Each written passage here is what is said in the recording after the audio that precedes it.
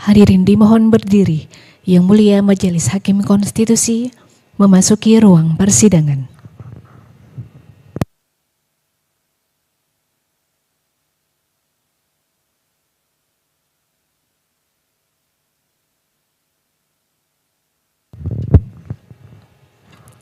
Hadirin disilakan duduk kembali.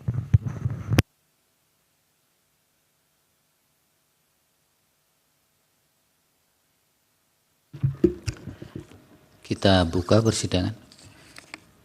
Persidangan untuk perkara nomor 96 garis miring PU garis datar 22 Romawi garis miring 2024 dibuka dan persidangan nyatakan terbuka untuk umum.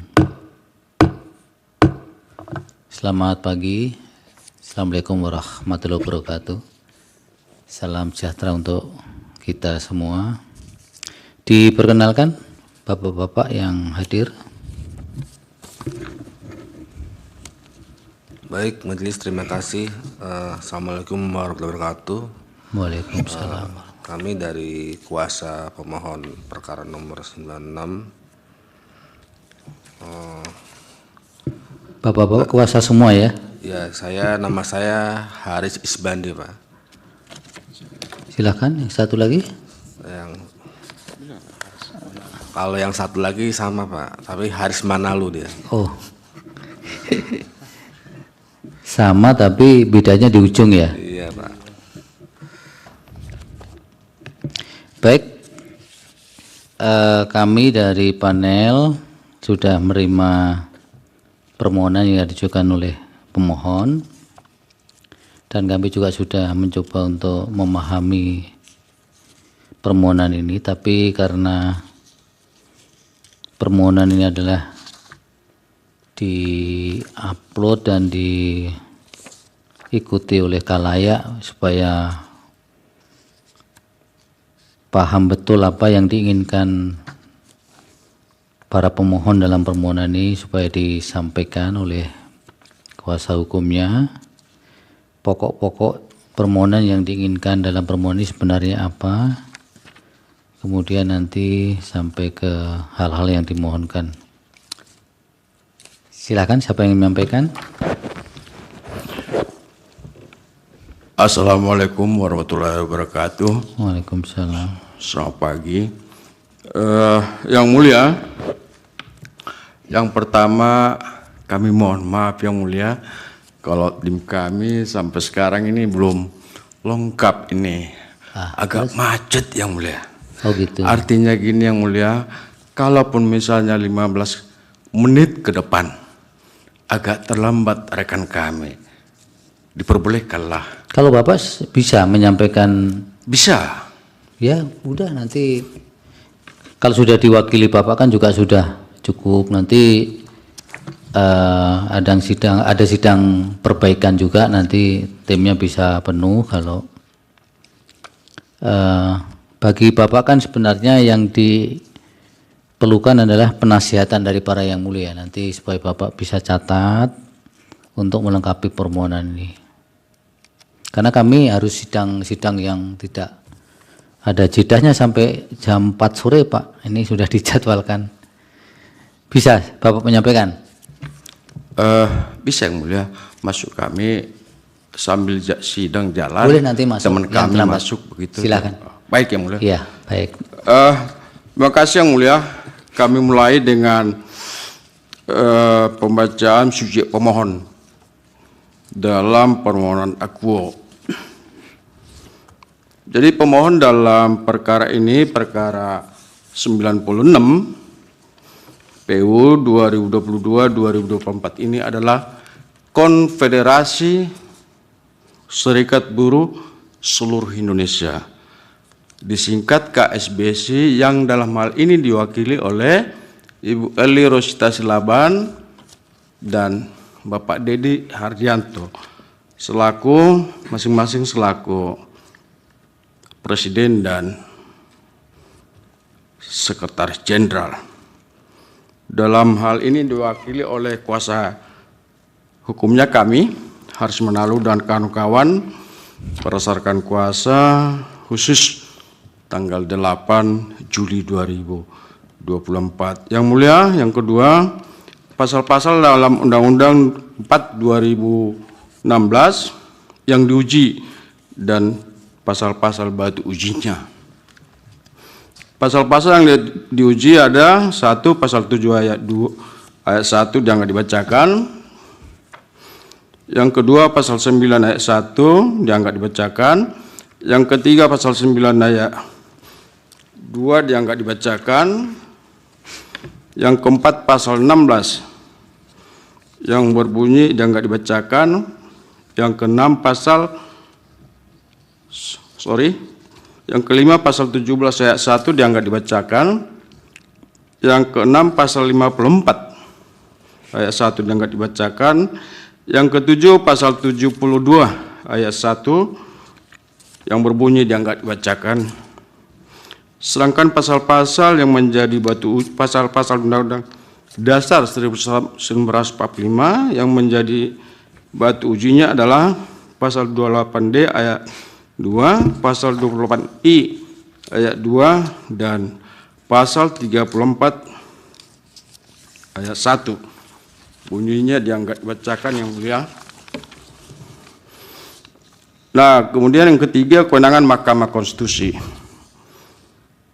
Bahwa oleh karena permohonan ini adalah permohonan pengujian konstitusionalitas suatu undang-undang, dalam hal ini Undang-Undang 4 2016, maka menurut pemohon, berdasarkan ketentuan pasal 24C ayat 1, Undang-Undang Dasar 45 dan peraturan perundang-undangan terkait lainnya, Mahkamah Konstitusi berwenang memeriksa, mengadili, dan memutus perkara akuo. Dilanjut, yang mulia. Iya, silakan. Romawi 4, kedudukan hukum pemohon. 1. Bahwa berdasarkan ketentuan pasal 51 ayat 1 Undang-Undang 24 tahun 2003, junto pasal 3 peraturan MK nomor 6 PMK 2005 dinyatakan bahwa pemohon adalah pihak yang menganggap hak dan atau kewenangan konstitusionalnya dirugikan oleh berlakunya undang-undang, yaitu A, B, C, dan D dianggap dibacakan. 2. Bahwa penjelasan pasal 51 ayat 1 Undang-Undang 24 2003 yang menyatakan dianggap dibacakan. 3. Bahwa berdasarkan putusan MK nomor 06 PU Romawi 3 tahun /miring 2005 dan putusan-putusan berikutnya, Mahkamah Konstitusi telah menentukan 5 syarat mengenai kerugian konstitusional sebagaimana dimaksud dalam pasal 51 ayat 1 Undang-Undang 24 2003, yaitu A, B, C, dan D dan E dianggap dibacakan. 4. Bahwa pemohon adalah organisasi serikat buruh berbentuk konfederasi sebagai badan hukum privat yang berdasarkan ketentuan pasal 9, pasal 10, dan pasal 11 Anggaran Dasar Pemohon. Keberadaan pemohon bertujuan, berfungsi, dan berupaya untuk antara lain A. menyalurkan dan memperjuangkan aspirasi buruh untuk memperoleh perlindungan hukum, kondisi kerja, hidup, dan upah yang layak.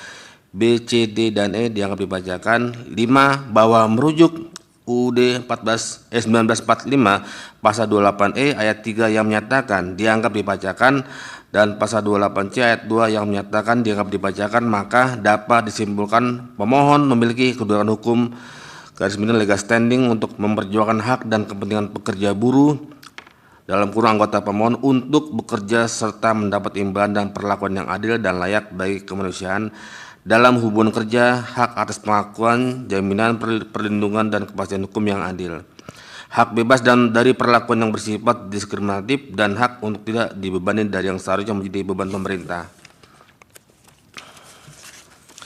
6. Bahwa adapun kerugian hak dan atau kewenangan konstitusional yang timbul karena berlakunya Undang-Undang 4 2016 tentang tabungan perumahan rakyat dapat menjabarkan sebagai berikut.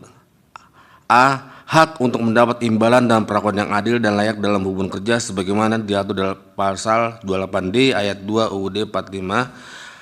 B. Hak untuk bebas dan mendapatkan perlakuan yang bersifat diskriminatif sebagaimana diatur pasal-pasal 281 28I ayat 2 UUD 1945. C. C. Hak untuk tidak dibebani dari yang seharusnya menjadi beban pemerintah sebagaimana diatur pasal 34 ayat 1 UUD 45 bahwa dengan berlakunya Undang-Undang 4 2016 baik secara langsung maupun tidak langsung sangat merugikan hak-hak konstitusional pemohon. 8. Bahwa dengan dikabulkannya permohonan akuo maka kerugian konstitusional pemohon tidak akan terjadi lagi. 9. Bahwa berdasarkan uraian-uraian di atas, maka 5 syarat kerugian konstitusional yang telah menjadi jurisprudensi Mahkamah Konstitusi yaitu A, B, C, D, dan E dianggap dibacakan telah terpenuhi. Karenanya pemohon memiliki kedudukan hukum legal standing sebagai pemohon dalam pengujian UU 4 2016 terhadap Undang-Undang 1945. Kami lanjut, Yang Mulia. Alasan permohonan. 1.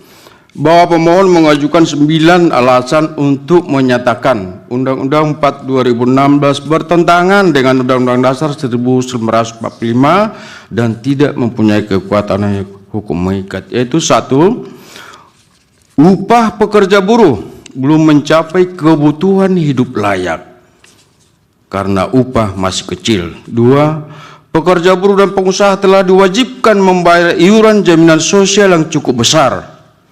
Ketiga, program Tapera tumpang tindih dengan program BPJS Ketenagakerjaan. Yang keempat, pekerja buruh formal dan pekerja informal telah banyak memiliki rumah dengan cara mencicil setiap bulan kepada bank pemberi kredit untuk sekian puluh tahun ke depan. Yang kelima, hubungan kerja PKWT yang sangat berpotensi setiap 3 bulan atau 6 bulan atau 12 bulan mengalami PHK. Yang keenam, PHK merajalela akibat perusahaan banyak tutup dan terseok dan pemudahan PHK dalam Undang-Undang Cipta Kerja. Yang ketujuh, inflasi juga masih tinggi. Yang kedelapan, Undang-Undang Akuo diskriminatif. Kesembilan, Undang-Undang Akuo membebani pemohon dari yang seharusnya menjadi beban pemerintah. Yang kedua, bahwa adapun pokok-pokok uraian alasan tersebut adalah sebagai berikut. 1. Upah buruh belum mencapai kebutuhan hidup layak karena upah masih kecil dengan fakta-fakta sebagai berikut. Menurut data BPS, rata-rata upah buruh pada Februari 2023 hanya sebesar 2.094 juta. B. Menurut data BPS tahun 2023, rata-rata pendapatan pekerja buruh sektor informal atau pekerja mandiri hanya 1,86 juta rupiah per bulan. C. Gaji pegawai negeri sipil tahun 2024 untuk golongan 1D dengan MKG 27 hanya sebesar 2.901.400 rupiah dan golongan 2D dengan MKG 11 hanya sebesar 2.900.000 rupiah. D. Rata-rata kenaikan UMP tahun 2024 hanya sebesar 3,84%. Data berikutnya, upah belum mencapai kebutuhan hidup layak. Misalnya di Provinsi DKI Jakarta, upah minimum tahun 2024 hanya sebesar Rp5.067.381. Sedangkan kebutuhan hidup layak KHL tahun 2024 di Jakarta sudah mencapai Rp5.035.818 per bulan. Sehingga UMK DKI Jakarta tahun 2024 masih kurang atau minus Rp66.437 dari KHL. Ini belum dikurangi dengan angka inflasi. Lalu berdasarkan data-data tersebut timbul pertanyaan, Pemohon, apakah mungkin pekerja formal hanya bergaji 2,94 juta? Pekerja buruh informal hanya bergaji 1,86 juta. Dan PNS yang hanya bergaji 2.900.000 mampu membayar cicilan rumah sebesar 1 juta per bulan? Tentu tidak. Karena dari simulasi kredit pembiayaan rumah yang dibuat BP Tapera, besar cicilan 1 juta ke atas. Alasan yang kedua, pekerja buruh dan pengusaha telah diwajibkan membayar iuran jaminan sosial yang cukup besar, yaitu pengusaha dan pekerja buruh telah diwajibkan membayar iuran BPJS Kesehatan dan BPJS Ketenagakerjaan, program jaminan hari tua, jaminan kecelakaan kerja, jaminan kematian, dan jaminan pensiun sebesar 14,24% sampai dengan 15,74% dari upah dengan porsi 10,24% sampai dengan 11,74% ditanggung pengusaha dan 4% ditanggung pekerja buruh. Alasan ketiga, program Tapera tumpang tindih dengan program BPJS Ketenagakerjaan dengan fakta-fakta sebagai berikut. A. Program Tapera untuk pembiayaan perumahan bagi pekerja buruh untuk A. Pemilikan rumah, B. Pembangunan rumah, atau C. Perbaikan rumah telah ada dan terlaksana selama ini dalam program BPJS Ketenagakerjaan, yaitu pembiayaan A. Kredit kepemilikan rumah, pinjaman renovasi perumahan, pinjaman uang muka perumahan, dan D. Fasilitas pembiayaan perumahan pekerja kredit konstruksi. B. Program pembiayaan perubahan yang dijalankan BPJS Ketenagakerjaan ini merupakan pengembangan dari program jaminan hari tua JHT. C. Menurut pemohon, program BPJS Ketenagakerjaan ini adalah lebih tepat dijadikan sebagai pengelola program perumahan bagi pekerja buruh dan sesuai pula dengan rekomendasi ILO nomor 115 tahun 1961 tentang perumahan pekerja. Alasan keempat, pekerja buruh formal dan pekerja buruh mandiri atau informal telah banyak memiliki rumah dengan cara mencicil setiap bulan kepada bank pemberi kredit untuk sekian puluh tahun ke depan. Kelima, hubungan kerja PKWT yang sangat berpotensi setiap 3 bulan atau 6 bulan atau 12 bulan pekerja buruh mengalami PHK dengan fakta sebagaimana kami buktikan dalam 2 putusan pengadilan hubungan industrial yang telah pemohon ajukan. Keenam, PHK merajalela akibat perusahaan banyak tutup dan terseok-seok dan pemudahan PHK dalam Undang-Undang Cipta Kerja dengan data-data antara lain sebagai berikut. Ketua MPR Bambang Susatyo menyatakan, menurut catatan Kementerian Ketenagakerjaan RI, sepanjang periode Januari sampai Mei 2024, sedikitnya 27.222 orang tenaga kerja terdampak PHK. Dibanding periode yang sama tahun lalu, jumlah pekerja yang di PHK tahun ini sudah meningkat 48,48%. B. Data pada laman 1 data tanggal 29 Desember 2023 berjudul Tenaga Kerja ter-PHK November tahun 2023 menyebut periode Januari sampai November 2023 terdapat 57.923 orang ter-PHK. C. Mengutip tulisan Karnoto Muhammad, Wakil Pemimpin Redaksi Infoweb Infobank tanggal 30 Mei 2024 berjudul Balada Pegawai Akan Dipalak Iuran Tapera di Tengah Badai PHK. Disebut antara lain sebagai berikut. Mengutip data Kementerian Tenaga Kerja, jumlah orang ter-PHK sepanjang 2023 mencapai 64.000 orang. Sementara pada 4 bulan pertama 2024 tercatat ada 18.829 orang terkena PHK. Mengutip Mercer Matter melalui surveinya bertajuk Tren Tenaga Kerja dan Fakta tentang Layoff di Indonesia pada 2023 menyebut 23% perusahaan di Indonesia melakukan PHK karyawan dan 69% perusahaan menghentikan rekrutmen. Kemudian jumlah pegawai bank umum pada 2014 masih sebesar 489.454 orang, mulai menyusut tahunnya sejak 2015 dan pada 2023 menjadi 441.145 orang.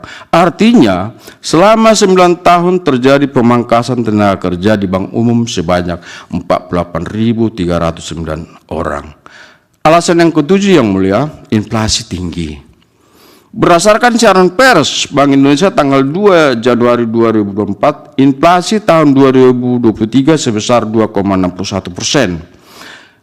Dan berdasarkan rilis Kementerian Keuangan tanggal 13 Mei 2024, pada tahun 2024, pemerintah menargetkan angka inflasi pada angka 2,5% plus minus 1. Alasan yang ke-8, Undang-Undang AKUO berlaku diskriminatif. A. Bahwa Undang-Undang 4 2016 Yunto PP 25/2020 Yunto PP 21 2024 telah menetapkan seluruh calon pegawai negeri sipil, pegawai aparatur sipil negara, prajurit TNI, prajurit siswa TNI, anggota kepolisian, pejabat negara, pekerja buruh badan usaha milik negara daerah, pekerja buruh badan usaha milik desa, pekerja buruh badan usaha milik swasta, dan pekerja buruh informal wajib menjadi peserta tapera terhitung sejak tanggal 20 Mei 2027. B. Bahwa dengan menggunakan data BPS dan data-data yang bersumber dari beberapa lembaga dan media terpercaya, pada tahun 2027 jumlah pekerja formal dan informal yang wajib menjadi peserta tapera mencapai 146,44 juta orang. Terdiri dari pekerja formal di sektor swasta sebanyak 88,05 juta orang, pekerja formal di sektor pemerintahan dalam arti luas sebanyak 5,24 juta orang, dan pekerja informal atau mandiri sebanyak 84,13 juta orang. Yang C, bahwa Undang-Undang AKUO mewajibkan seluruh peserta tapera dan pemberi kerja atau pengusaha membayar simpanan sebesar 3% dari gaji atau upah atau penghasilan, di mana untuk peserta pekerja formal ditanggung bersama oleh pemberi kerja sebesar 0,5% dari pemberi kerja dan pekerja sebesar 2,5%. Sedangkan peserta pekerja mandiri atau informal ditanggung sendiri oleh pekerja mandiri sebesar 3%. D. Bahwa namun manfaat pembiayaan perumahan bagi peserta tidak serta-merta didapat peserta, karena sesuai ketentuan pasal 25 ayat 2 huruf A Undang-Undang 4 2016 yang berhak mendapat pembiayaan hanya peserta yang belum memiliki rumah. E. Bahwa Undang-Undang AKUO juga tidak memberi hak kepada pekerja buruh dan pengusaha untuk duduk dalam keanggotaan komite atau pengawas tapera. Padahal pekerja buruh dan pengusaha adalah stakeholder atau pihak yang berkepentingan langsung dalam pengelolaan dalam pengawasan tapera, layaknya Dewan Pengawas BPS, BPJS Kesehatan, dan BPJS Ketenagakerjaan ada dari unsur pekerja buruh dan pengusaha. F. Bahwa terkait tidak adanya unsur pekerja buruh dan pengusaha dalam keanggotaan Komite Tapera, hal ini tidak selaras dengan pasal 8 ayat 3 rekomendasi ILO nomor 115 tahun 1961 tentang perumahan pekerja. G. Bahwa pasal 6 ayat 1 huruf G dan huruf H Undang-Undang 12 2011 menyatakan bahwa materi muatan peraturan perundang-undangan harus mencerminkan asas keadilan dan asas kesamaan kedudukan hukum dan pemerintahan. H. Bahwa oleh karena seluruh peserta tapera wajib membayar simpanan tapera sekitar 151 jutaan orang, sedangkan peserta yang berhak mendapat manfaat tapera untuk pembiayaan perumahan hanyalah peserta yang sama sekali belum memiliki rumah, sekitar 18 juta orang. Dan keanggotaan komite tapera tidak terdapat unsur pekerja buruh dan pengusaha, maka pemohon beranggapan Undang-Undang Akuo berlaku tidak adil dan diskriminatif. Alasan ke-9, Undang-Undang Akuo melanggar hak pemohon untuk tidak dibebani dari yang seharusnya menjadi beban pemerintah. A. Bahwa 18 juta orang warga negara Indonesia yang belum memiliki rumah tersebut tentulah masyarakat golongan fakir miskin. B. Bahwa negara Republik Indonesia melalui pasal 34 ayat 1 Undang-Undang Dasar 1945 telah mengamanatkan kepada pemerintah untuk bertanggung jawab mengentaskan kemiskinan dengan cara membiayai dan mendidik. Undang-Undang Dasar 1945 tegas menyatakan fakir miskin dipelihara oleh negara in casu pemerintah. Argumennya sudah cukup itu, Pak. Masih ada yang ditambahkan untuk sedikit lagi yang mulia, sedikit lagi sebelum petitum. Silakan. 3. Bahwa oleh karena upah pekerja buruh formal dan pekerja mandiri masih kecil bahkan tidak mencukupi untuk kebutuhan hidup layak, pekerja buruh dan pengusaha telah diwajibkan membayar iuran jaminan sosial ketenagakerjaan yang cukup besar. Program tapera tumpang tindih dengan program BPJS Ketenagakerjaan. Pekerja buruh formal dan pekerja buruh mandiri informal telah banyak memiliki rumah. Hubungan kerja PKWT, PHK merajalela dan inflasi tinggi sebagaimana yang telah diuraikan pada alasan nomor 1 sampai dengan 7 di atas, maka dengan mewajibkan pekerja buruh menjadi peserta tapera, maka menurut pandangan pemohon Undang-Undang 4 2016 bertentangan dengan hak konstitusional pemohon untuk mendapat imbalan dan perlakuan yang adil dan layak dalam hubungan kerja sebagaimana diatur pasal 28 D ayat 2 Undang-Undang Dasar 1945. 4. Bahwa oleh karena seluruh peserta tapera dan pemberi kerja membayar simpanan tapera, sedangkan peserta yang berhak mendapat manfaat tapera untuk pembiayaan perumahan hanyalah peserta yang sama sekali belum memiliki rumah dengan jumlah kecil dan keanggotaan komite tapera tidak terdapat dari unsur pekerja buruh dan pengusaha, maka pemohon beranggapan Undang-Undang 4 2016 berlaku tidak adil dan diskriminatif yang bertentangan dengan pasal 28I ayat 2 Undang-Undang Dasar 45. 5. Bahwa oleh karena Undang-Undang Akuo membebani pemohon dari yang seharusnya menjadi beban negara, dalam hal ini pemerintah, maka Undang-Undang 4 2016 bertentangan dengan pasal 34 ayat 1 Undang-Undang Dasar 45. 6. Bahwa berdasarkan segenap alasan-alasan yang diuraikan di atas, maka menurut pemohon beralasan menurut hukum permohonan Akuo dikabulkan sebagaimana tersebut pada petitum beralternatif tersebut di bawah ini. Dilanjutkan rekan kami yang mulia. Baik, terima kasih. Kami lanjutkan yang mulia pembacaan petitum. Bahwa berdasarkan alasan-alasan, fakta-fakta, dan bukti-bukti terlampir, Dengan ini pemohon memohon kepada Yang Mulia Majelis Hakim Mahkamah Konstitusi Republik Indonesia berkenan memberikan keputusan sebagai berikut. 1. Mengabulkan permohonan pemohon untuk seluruhnya. 2. Menyatakan Undang-Undang Nomor 4 Tahun 2016 tentang Tabungan Perumahan Rakyat dalam Lembaran Negara Republik Indonesia tahun 2016 Nomor 55 tambahan Lembaran Negara Republik Indonesia Nomor 5863 bertentangan dengan Undang-Undang Dasar Republik Indonesia tahun 1945 dan tidak mempunyai kekuatan hukum mengikat. Ketiga, memerintahkan pemuatan putusan ini dalam Berita Negara Republik Indonesia sebagaimana mestinya.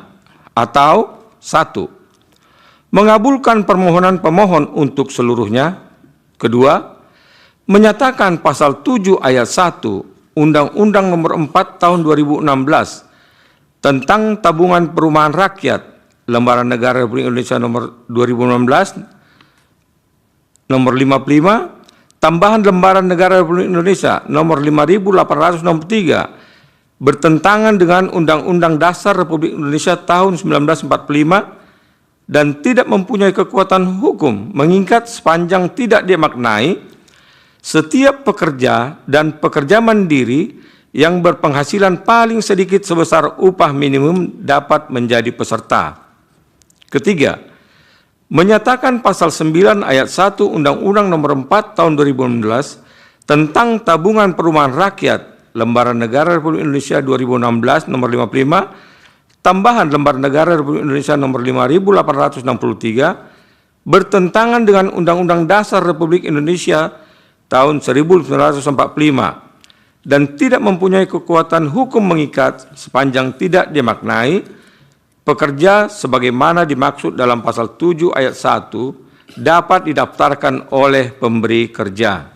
Keempat, menyatakan pasal 9 ayat 2 Undang-Undang Nomor 4 Tahun 2016 tentang Tabungan Perumahan Rakyat Lembaran Negara Republik Indonesia tahun 2016 Nomor 55 tambahan Lembaran Negara Republik Indonesia Nomor 5863 bertentangan dengan Undang-Undang Dasar Negara Republik Indonesia tahun 1945 dan tidak mempunyai kekuatan hukum mengikat sepanjang tidak dimaknai pekerja mandiri sebagaimana dimaksud dalam pasal 7 ayat 1 dan ayat 2 dapat mendaftarkan diri sendiri kepada BP Tapera untuk menjadi peserta.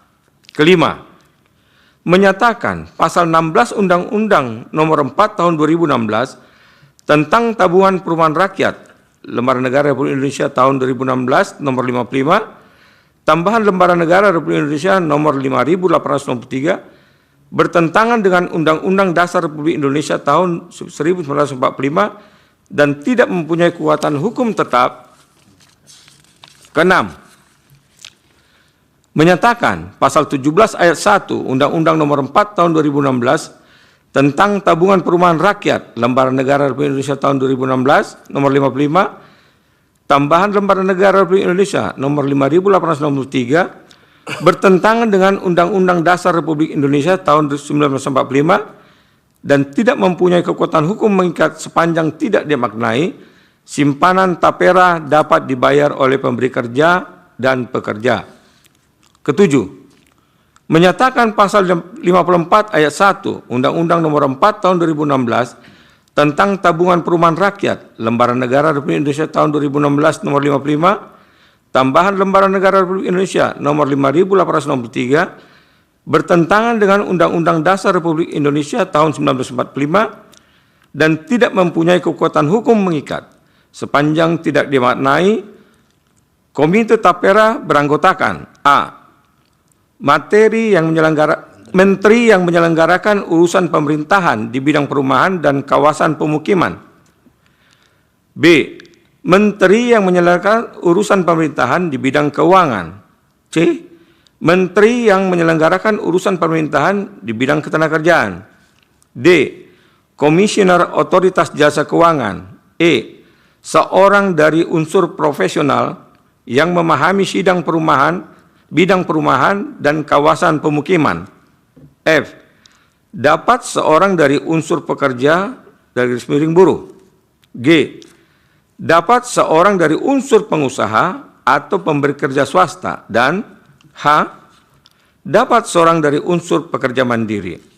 Kedelapan, menyatakan pasal 72 ayat 1 Undang-Undang Nomor 4 Tahun 2016 tentang Tabungan Perumahan Rakyat dalam Lembaran Negara Republik Indonesia tahun 2016 nomor 55, tambahan Lembaran Negara Republik Indonesia nomor 5863 bertentangan dengan Undang-Undang Dasar Republik Indonesia tahun 1945 dan tidak mempunyai kekuatan hukum mengikat.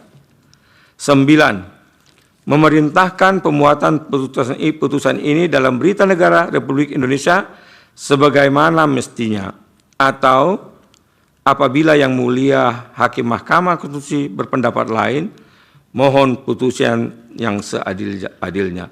Ex aqua et bono. Demikian Yang Mulia, kami membacakan pokok-pokok permohonan pengujian material kami. Terima kasih. Baik, terima kasih para tim kuasa hukum. Selanjutnya ada respon, penasihatan atau permintaan untuk melengkapi permohonan dari majelis hakim panel supaya dicatat jika akan dipergunakan untuk substansi perbaikan dan melengkapi permohonan nanti. Dipersilakan lebih dulu Yang Mulia Bapak Dr. Dhani. Baik, terima kasih Yang Mulia Ketua panel yang juga sekaligus Ketua MK Bapak Dr. Suhartoyo dan Yang Mulia anggota panel Bapak Profesor M. Guntur Hamzah. Ini kuasa yang hadir ya. Tadi hadir sidang awal ini Pak Haris Manalu dan Pak Haris Isbandi ya. Ini sekarang nama Haris ini terkenal ini, calon presiden Amerika ini. Yang baru masuk nih Pak Saud Pangaribuan ya. Benar, Yang Mulia. Dengan siapa yang satu nih? Pak Parulian Sianturi. Oh iya. Ini nanti Pak Parulian dan Pak Saud ini sidang MK ini biasanya on time ya. Ini karena diskresi hakim saja tadi diizinkan masuk. Ya. Karena saya baca di surat kuasa tanggal 8 Juli ini kan sebenarnya kuasa diberikan kepada para kuasa ini baik sendiri-sendiri maupun bersama-sama. Jadi kalau sudah ada Pak Haris, ya sudah cukup sebetulnya. Baik, ini terkait kuasa ya, dan saya ini sekedar memberi komentar saja. Kemudian ini Dewan Eksekutif Nasional Konferensi Serikat Buruh Seluruh Indonesia yang diwakili oleh Ibu Eli Rosita Silaban dan Pak Dedi Hardianto. Ini kepengurusannya dari periode kapan sampai kapan ya? Nanti itu dilengkapi ya untuk memperkuat legal standing nanti ya. Karena ini mewakili organisasi, sebab kadang-kadang ada yang mengajukan ke sini ternyata kepengurusannya sudah berakhir. Ya, ini nanti supaya dilengkapi untuk memperkuat legal standingnya.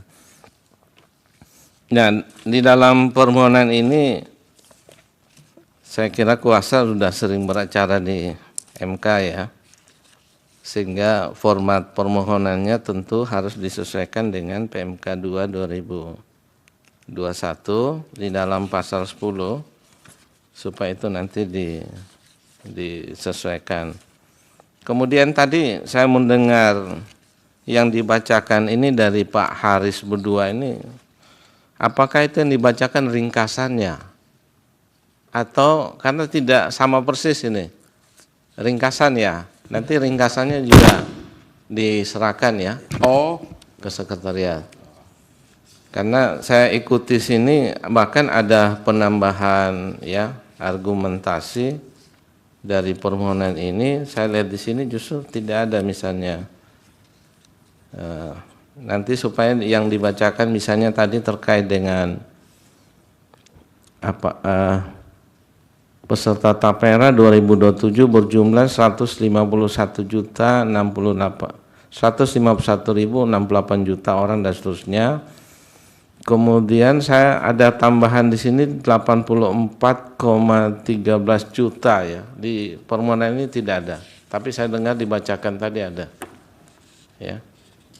Atau tidak ada di sini. Saya nanti ini supaya karena yang dibacakan mungkin ringkasan, tidak sama persis yang ada di meja hakim ya. Itu nanti sebenarnya di. Tapi ini karena ada masa perbaikan. Jadi nanti pada saat perbaikan saja supaya ditambahkan. Nah, dari permohonan ini sudah cukup tergambar ya, saya lihat persoalan beban yang ditanggung oleh pekerja kalau nanti ditambahkan dengan tapera ya, yang jumlahnya itu 1 juta per bulan ya maksudnya. Yang harus dikeluarkan karena di sini dikatakan kalau ASN yang golongan 1 dan 2 ya, itu yang 2 itu kurang lebih hampir 9 juta ya, 2.901.400. Mereka harus dipotong gajinya itu 1 juta ya. 1 juta ini per bulan atau per tahun ini? Boleh kami langsung jawab Ya, yang mulia? sedikit saja ya. Oh, itu maksudnya bukan dipotong untuk simpanan. Kalau simpanan tetap yang 3% itu, 2,5% itu. Itu misalnya dapat rumah cicilan ya 1 juta minimal cicilan itu yang dimaksud. Oke. Karena saya lihat sini hanya 3%.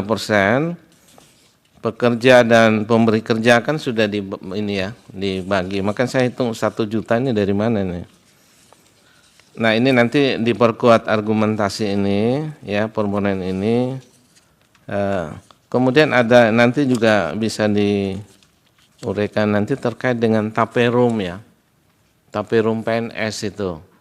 Apakah nanti dengan adanya ini taperum itu hilang atau seperti apa ya? Karena itu selama ini kan sudah dikelola ya, khusus untuk yang pegawai negeri sipil. Nah, kemudian hal yang lain nanti kalau bisa diperkuat perbandingan dengan negara lain ya.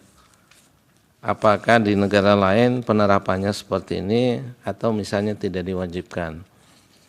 Kemudian ini permohonan ini memang kalau lihat ini juga berkaitan dengan pasal yang menjadi jantung dari undang-undang ini. Jadi saya lihat dalam petitum ini agak malu-malu kucing juga ini.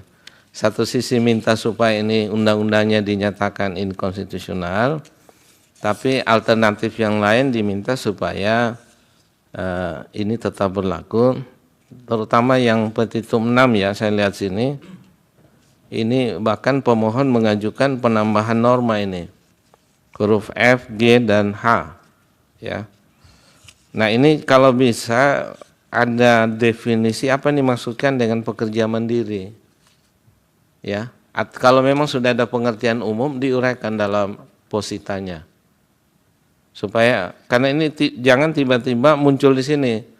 Tapi dalam positanya belum diuraikan. Kenapa harus ada pekerja mandiri menjadi anggota komite? Lalu mengapa harus ada unsur pekerja atau buruh ya? Apakah ini mengacu pada penerapan di negara yang lain? Lalu kenapa harus ada pekerja, ada pengusaha ya, dan pemberi kerja? Nah itu nanti bisa diuraikan, ditambahkan di dalam positanya. Nah ini beberapa catatan sementara dari saya kembalikan pada Yang Mulia Pak Ketua. Terima kasih. Baik, terima kasih Yang Mulia. Yang Mulia Prof. Guntur, silakan Prof. Ya, baik, terima kasih Yang Mulia Bapak Ketua Mahkamah Konstitusi yang sekaligus juga selaku Ketua Panel, Yang Mulia Bapak Dr. Soehartoyo, dan Yang Mulia Bapak Dr. Daniel Yusmik Pancastaki Foeh selaku anggota panel. Saudara para kuasa yang hadir pada kesempatan ini, terima kasih atas ini ya, sudah membacakan tadi permohonannya yang mewakili organisasi buruh tadi. terkait dengan permohonan ini, ya permohonan 96 ini, yang pemohonnya adalah KSBSI, ya, yang diwakili oleh Bu Eli dan Pak Dedi Hardianto, kuasanya ya bapak-bapak yang hadir. Ini menguji pasal 7 ayat 1, ini ada 7 norma ya yang diuji pada kesempatan ini. Dan ini memang menjadi isu yang mendapat perhatian publik yang luas ya terkait dengan tapera ini.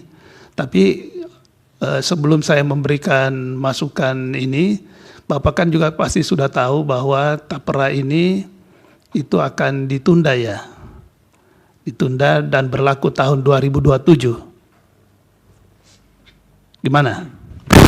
Yang mulia bukan ditunda, memang regulasinya seperti itu. Regulasinya di mana seperti itu? Di PP berapa? 21 2020 itu. Ada kata di situ bahwa Ada, kami kutip juga di dalam permohonan. Ada di pasal berapa itu? Saya coba-coba cari kok enggak ketemu. Oh iya. Ada Di PP PP 2000 sudah ada. PP 21 2024. Iya, bukan 25 2020. Iya. Di pasal berapa mencantumkan bahwa itu ditunda sampai 2027? Bukan ditunda setelah Apa? Diberlakukan. berlaku. Apa? Coba saya ini lagi buka nih baik PP 25 maupun PP 21, saya buka dua-dua. Saya Sebelum di pasal 68 PP. PP berapa? PP 25 2020. PP 25 2020. Iya. Pasal 68. Pasal 68. Iya. Pemberi kerja untuk pekerja sebagaimana dimaksud dalam pasal 7 huruf I mendaftarkan pekerjaannya kepada BP tapera paling lambat 7 tahun sejak tanggal berlakunya peraturan pemerintah ini. Iya. Oh, itu tunda 7 tahun ini. Berlaku nanti 7 tahun. Ya, bukan ditunda tapi berlaku pendaftaran pekerjaannya paling lambat 7 tahun sejak tanggal berlakunya. Berarti ini dibuat tahun 2020, berarti ya nanti 2027 baru dinyatakan efektif ya. Iya, mulai. Ini dasarnya.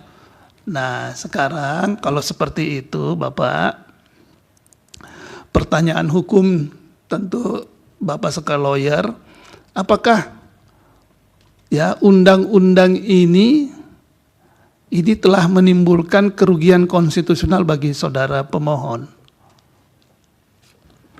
Karena ini belum berlaku, undang-undangnya berlaku, tetapi PP-nya mencantumkan ini ya 7 tahun akan datang sejak 2020.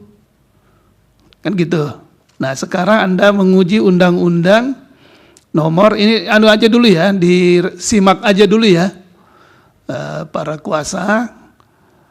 Ini kan undang-undangnya yang saudara uji adalah undang-undang ya 4 2016.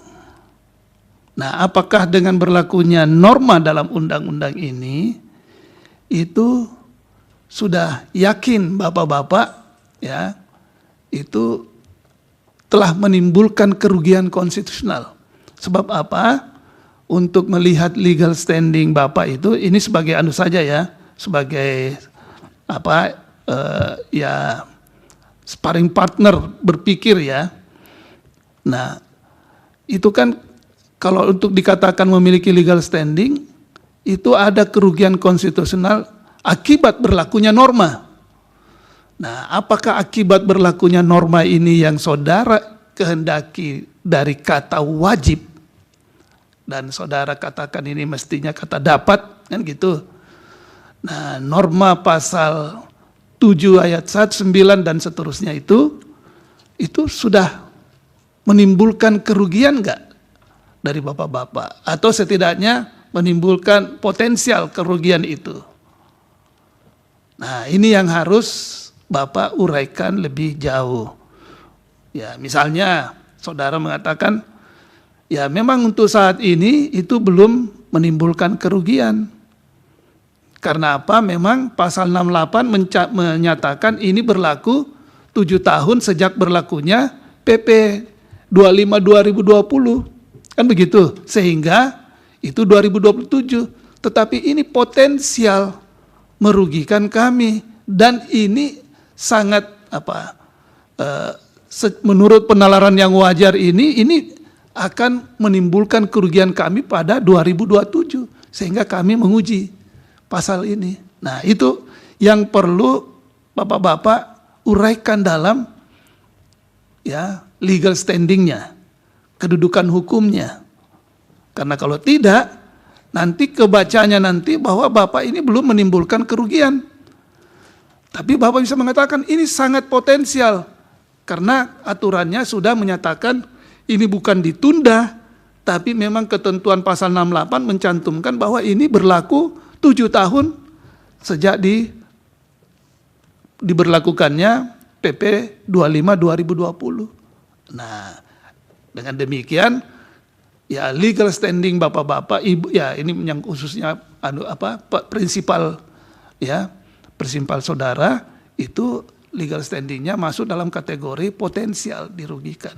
Karena itu pasti akan terjadi pada 2027. Kan gitu. Nah, ini yang saya lihat di permohonan Bapak, ini belum terungkap hal seperti itu. Bisa dipahami Pak ya?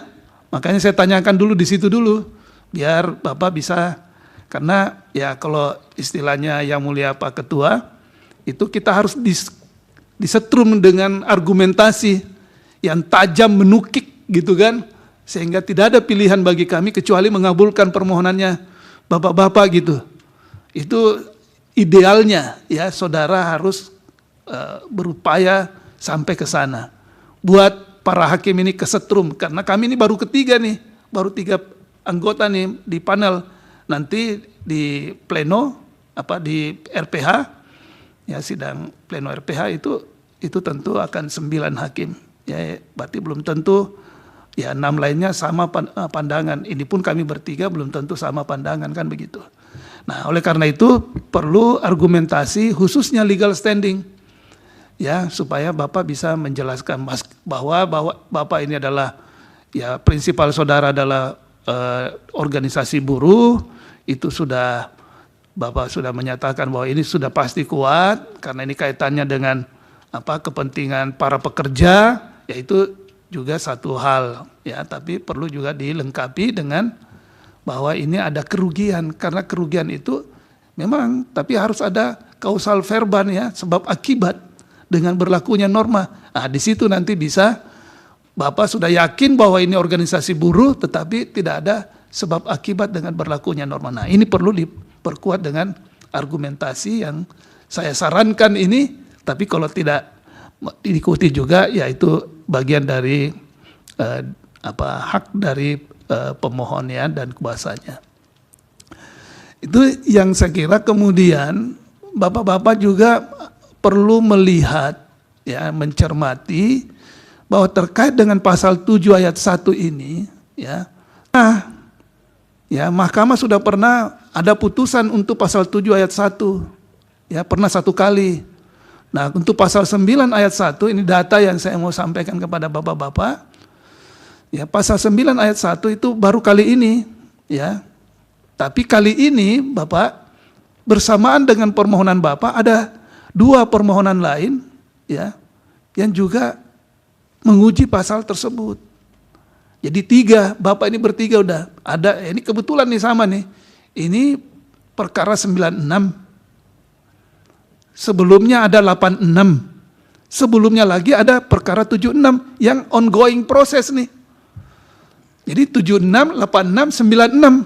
Nah, semuanya 3 perkara ini, 6 semua di belakangnya. Nggak tahu ini kenapa bisa sama ini anunya nomor cantik kata Yang Mulia Dr. Daniel Yusmik jadi 3 perkara ini sama nih, 76, 86, 96. Nah, sudah menguji juga pasal yang sama jadi bahkan ada yang sebelumnya sudah diputus, itu tadi yang saya sampaikan 1 kali Nah, ini tolong dicermati juga argumentasi supaya tidak nanti masuk dalam kategori nebis in idem kemudian secara keseluruhan sekira permohonan Bapak dari segi teknis penyusunan permohonan sekira sudah bagus ya. Nah, tinggal argumentasi nih. Nah, kita ini mau berbicara tentang argumentasi yang Bapak kehendaki dalam permohonan ini.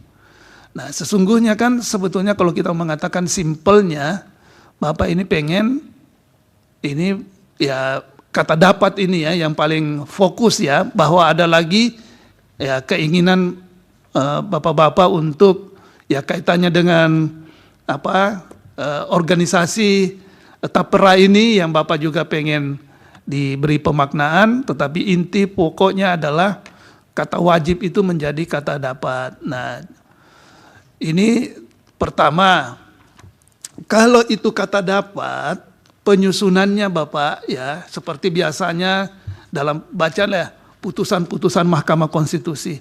Kalau itu yang diuji hanya satu kata, bukan frasa, nah kan begitu. Ini kan kata nih, dapat wajib ya, dari wajib menjadi dapat itu kan satu kata. Kalau misalnya Bapak mengatakan BP tapera untuk menjadi peserta itu satu frasa, ya lebih dari satu kata itu jadi satu frasa udah, kan gitu. Nah biasanya sih Bapak kalau Bapak lihat putusan-putusan mahkamah itu dulu yang dicantumkan di depan, menyatakan frasa wajib ya dalam pasal 7 kayak gitu mestinya ya, dan seterusnya tidak memiliki kekuatan hukum mengikat sepanjang tidak dimaknai ya kata dapat. Nah gitu kan logika hukumnya kan begitu. Yang dipersoalkan frasa, jadi tidak usah dicantumkan panjang-panjang semua kan gitu, karena intinya Bapak pengen wajib ini menjadi dapat kan gitu.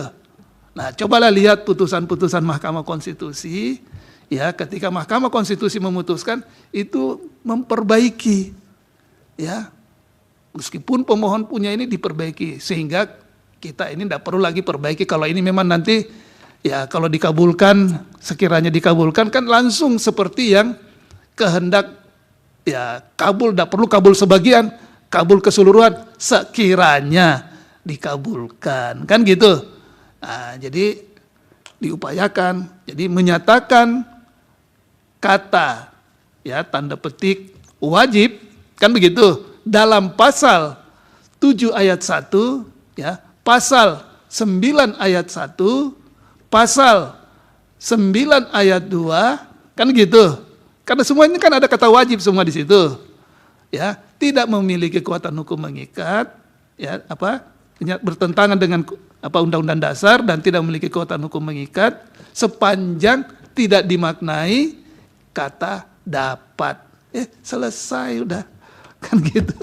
Kan lebih elok gitu kan bahasanya ya. Ini sebagai edukasi kepada Bapak-bapak. Karena memang pengalaman Mahkamah Konstitusi itu seperti itu merumuskan ya, jadi supaya lebih precise, ajek ya, atau dalam bahasa hukumnya less stricta kan gitu ya, karena itu kan menjadi norma kan nanti ya. Jadi ketika dibaca norma itu maka sudah membacanya yang wajib tadi menjadi dapat. Itu saya kira menyangkut teknis penyusunannya ya, petitum yang saudara ingin mintakan. Ya demikian juga yang lain ya, tinggal disesuaikan, tidak perlu satu persatu lagi saya jelasin. Kemudian, nah ini menjadi kata dapat ini kan, Bapak-bapak ini kan mengajukan petitum, ini kan bukan alternatif kan ya. Ini yang agak sedikit perlu didiskusikan lagi ya dengan kuasa, dengan prinsipal Bapak-bapak. Itu karena di satu sisi juga Bapak sebetulnya pengen menyatakan pasal 16 ya, pasal 16 dan pasal 72 itu dinyatakan inkonstitusional. Nah, ini hati-hati. Kenapa? Karena pasal 16 itu menjadi rujukan pasal 86 yang saudara, yaitu PP ya PP 25 2020. Kalau Bapak menyatakan itu inkonstitusional, berarti PP 5 2020 itu menjadi, apakah itu keinginan Bapak? Implikasinya ini, implikasi hukumnya. Ketika ini misalnya kita berandai lagi nih, dikabulkan oleh mahkamah untuk pasal 16 dan pasal 72 yang dinyatakan inkonstitusional tanpa Bapak memberikan pemaknaan ya, tanpa memberikan tafsir ya. Nah, ini perhatikan baik-baik ini. Berakibat pada PP 25 dan PP 21 itu. Sehingga rujukan berlakunya pasal 86 yang Bapak katakan tadi berlaku nanti 7 tahun ke depan menjadi hilang. Nah, apakah memang itu keinginan dari prinsipal Bapak atau Bapak-Bapak berkuasa atau bagaimana? Ini perlu direnungkan. Kalau ini kan permintaannya mau dikabulkan nih. Nah, kalau itu terjadi bagaimana? Nah, ini tolong didiskusikan lagi kalau memang ini menjadi preferensi, karena ini memang ya boleh saja gini tetap begitu, juga tidak kan, tergantung ya intensi, ya motif Bapak memang mau menguji ini apa gitu. Dan tolong itu diungkapkan, diposita, katakan aja bahwa kalau ini dikabulkan oleh mahkamah, maka pasal ini hilang. Dan memang itu tujuan kami. Kan begitu? Kalau memang itu tujuan dari para pemohon. Nah, itu diungkapkan secara gamblang gitu. Sehingga kita ini, para kuasa, para prinsipal udah tahu ya implikasi hukum kalau itu terjadi. Nah, saya kira itu ya catatan-catatan saya yang kaitannya baik teknis maupun juga substansi yang saudara ajukan dalam permohonan ini. Saya kira itu yang dapat saya sampaikan. Saya kembalikan kepada Yang Mulia Ketua Panel sekaligus Ketua Mahkamah Konstitusi. Silakan Yang Mulia. Baik, Prof. Terima kasih. Itu ya para kuasa hukum, banyak penasihatan dari para Yang Mulia. Dipertimbangkan, bisa dipakai, bisa tidak. Sepanjang memang menurut keyakinan prinsipal dan para kuasa lebih mantap dengan improve-nya sendiri kan dipersilahkan. Saya tambahkan sedikit Bapak-Bapak, kalau ini yang berkaitan dengan petitum yang pertama yang berkaitan dengan ini kan dibuat alternatif karena atau kan. Nah, yang pertama ini kan Bapak minta supaya undang-undang itu kemudian tidak punya kekuatan mengikat. Ini kan wilayahnya ada pada pengujian formil sebenarnya. Cuman kan ini di launching udah 2016, Bapak ajukan formil sekarang kan sebenarnya sudah tidak ada relevansinya. Tapi seandainya Bapak-Bapak masih firm bahwa ini ada persoalan berkaitan dengan proses pembentukannya yang masuk pada prim formil, ya beri penguatan dalam argumentasi positanya apa alasan bahwa ini kemudian keseluruhannya tidak punya kekuatan hukum mengikat, atau ada pasal jantung sebagaimana disampaikan Yang Mulia Pak Daniel tadi, juga dipresentasikan Pak di posita bahwa oleh karena ini pasal yang krusial, yang jantung, yang betul-betul menjiwai atau menjadi roh daripada pasal-pasal yang lain yang ada di Undang-Undang 4 2016, sehingga jika ini dikabulkan oleh mahkamah maka secara keseluruhan undang-undang itu menjadi tidak mempunyai kekuatan hukum mengikat karena sudah kehilangan sifat yang fundamental itu kan. Ini pernah MK juga mempunyai pendirian seperti itu di undang-undang yang lain, tapi kalau tidak kan ini seolah-olah ini kok pengujian formil yang, tapi di posita tidak menguraikan apa sih kekurangan dari proses pembentukan ini kok kemudian tiba-tiba dinyatakan inkonstitusional secara penuh gitu kan. silakan itu pilihan-pilihan Bapak-Bapak, kalau memang itu mau dipertahankan ya berikan argumentasi hukum di pusitanya. Nah, kemudian kalau tidak ya lebih baik yang alternatif ini saja, dari angka 1 sampai dengan angka 9 ini yang minta pemaknaan ini. Pemaknaan memang pada pasal 16 dan pasal 72 minta inkonstitusional penuh berkaitan dengan peraturan lebih lanjut. Bapak-bapak kan nggak setuju nih, PP dan lain sebagainya. Kemudian pasal 72 sanksi-sanksi itu Bapak juga nggak sepakat kan, minta dihapus itu. Ini silahkan itu pilihan-pilihan pemohon kan, boleh-boleh saja, tapi sekali lagi beri penguatan argumentasi di bagian pusitanya. Kemudian kami sudah mencermati juga sih di bagian legal standing untuk prinsipal ini kan di ADART-nya memang masih eksis, masih bisa mewakili kepentingan organisasi. Hanya memang ada teman advokat yang teman Bapak, Pak Haris, yang kartunya sudah kadaluarsa, nanti dicek kembali. Salah satu baru bulan Juli habis. Siapa Cis? Supaya di kemudian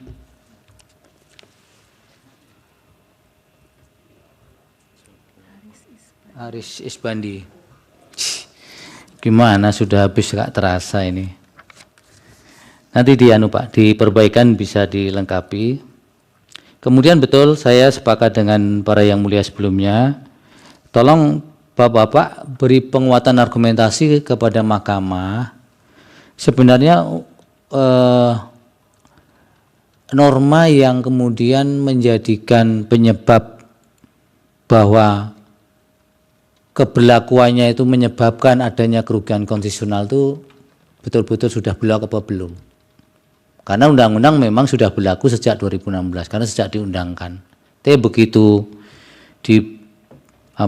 ditindaklanjuti dengan ada pendelegasian dengan PP kok kemudian amanatnya 7 tahun ke depan setelah 25/2020, berarti betul kata Bapak tadi Mei 2027 baru. Bagaimana kalau itu dikaitkan dengan apakah norma itu sebenarnya secara faktual yang kemudian bisa dianggap kerugian hak konstitusional para pemohon, yang di belakangnya para pekerja, para buruh ini sudah merugikan belum hak konstitusional yang dimiliki itu.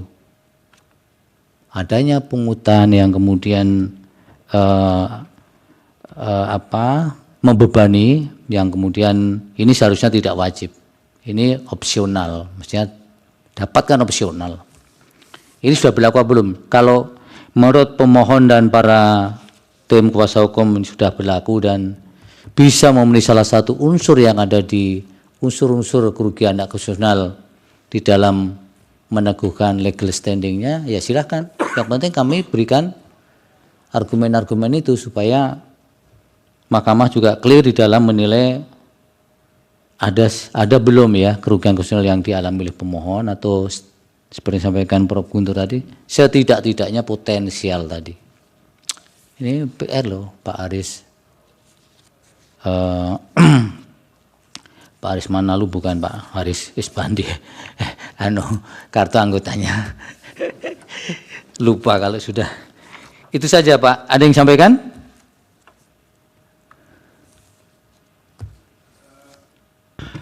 Cukup Yang Mulia. Cukup, ya.